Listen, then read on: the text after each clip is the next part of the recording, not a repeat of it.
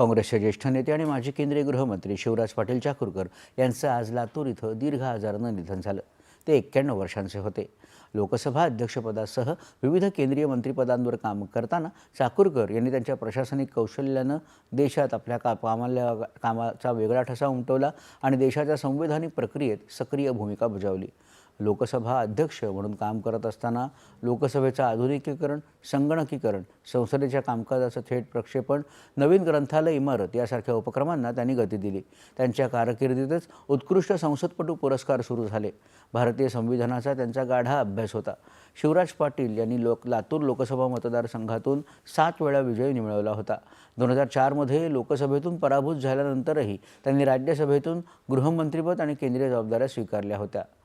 राष्ट्रपती द्रौपदी मुर्मू, पंतप्रधान नरेंद्र मोदी, मुख्यमंत्री देवेंद्र फडणवीस यांच्यासह अनेक मान्यवरांनी त्यांच्या निधनाबद्दल शोक व्यक्त केला आहे। शिवराज पाटील यांच्या निधनानं आपण सार्वजनिक जीवनातील एक महत्त्वाचं व्यक्तित्व गमावलं आहे, असं राष्ट्रपतींनी आपल्या शोकसंदेशात म्हटलंय। शिवराज पाटील एक अनुभवी नेते होते आणि समाजाच्या कल्याणासाठी योगदान देण्याचं व्रत त्यांनी अंगीकारलं होतं, अशा शब्दात पंतप्रधानांनी आपल्या शोकभावना व्यक्त केल्या आहेत। महाराष्ट्राच्या राजकीय क्षेत्राच्या शालीनतेचा, सुसंस्कृततेचा लौकिक जपणारं आणि तो लौकिक राष्ट्रीय आंतरराष्ट्रीय स्तरावर पोहोचवणारं नेतृत्व म्हणून शिवराज पाटील चाकूरकर सदैव स्मरणात राहतील, अशा शब्दात मुख्यमंत्री देवेंद्र फडणवीस यांनी श्रद्धांजली वाहिली आहे। उपमुख्यमंत्री एकनाथ शिंदे आणि उपमुख्यमंत्री अजित पवार यांनीही शिवराज पाटील चाकूरकर यांना श्रद्धांजली वाहिली आहे।